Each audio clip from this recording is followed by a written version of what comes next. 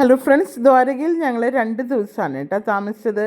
ഈ 2 ദിവസവും ഞങ്ങൾ അമ്പലത്തിൽ പോവുകയും കുറച്ച് ഷോപ്പിങ്ങുകളൊക്കെ നടത്തുകയും ചെയ്തു. രണ്ടാമത്തെ ദിവസം രാത്രി ഞങ്ങളുടെ ലഗേജ് എല്ലാം ബസ്സിൽ കയറ്റി അഹമ്മദാബാദിലോട്ട് വിട്ടു. പിറ്റേ ദിവസം വെളുപ്പിനെ 4 മണിക്കായിരുന്നു ഞങ്ങൾക്ക് വന്ദേ ഭാരത്. ഞങ്ങൾ വന്ദേ ഭാരതിൽ 4 മണിക്ക് പുറപ്പെട്ട് 10 മണിക്ക് അവിടെ ഇറങ്ങുമ്പോഴേക്കും ഞങ്ങളുടെ ബസ് വെളിയിൽ കറക്റ്റ് വെയിറ്റ് ചെയ്ത് നിൽപ്പുണ്ട് കേട്ടോ. ശരിക്കും യാത്രയുടെ ഈ ടൂർ മാനേജ്മെൻറ്റ് സമ്മതിക്കാതെ പറ്റില്ല.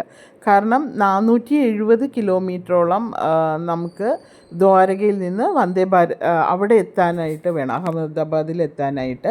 അതുകൊണ്ട് തന്നെ ഞങ്ങൾ വന്ദേ ഭാരതിൽ സേഫായിട്ട് അവിടെ എത്തിക്കുകയും ലഗേജ് മാത്രം തലേ ദിവസം സബർമതിയിലോട്ട് അഹമ്മദാബാദിലോട്ട് ബസ്സിൽ കയറ്റി വിടുകയും ചെയ്തു. അവിടെ എത്തിയതിന് ശേഷം ഞങ്ങൾ ബസ് വന്ന് പിക്ക് ചെയ്ത് സബർമതി ആശ്രമത്തിലോട്ടാണ് നേരെ കൊണ്ടുപോയത്. ഗാന്ധിജി ഏകദേശം ഒരു 10-15 വർഷത്തോളം ഈ സബർമതി ആശ്രമത്തിൽ താമസിച്ചിട്ടുണ്ട്.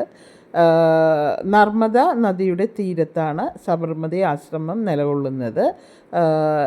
ഗാന്ധിജിയും കസ്തൂർബ ഗാന്ധിയും ഈ വീട്ടിലാണ് ഏകദേശം 15 വർഷത്തോളം ഇവിടെ താമസിച്ചിട്ടുള്ളത്. അതുപോലെ തന്നെ ഗാന്ധിജി ഉപ്പ് സത്യാഗ്രഹത്തിന് വേണ്ടിയിട്ട് ദണ്ഡി യാത്ര പുറപ്പെട്ടതും ഈ ആശ്രമത്തിൽ നിന്നാണ്.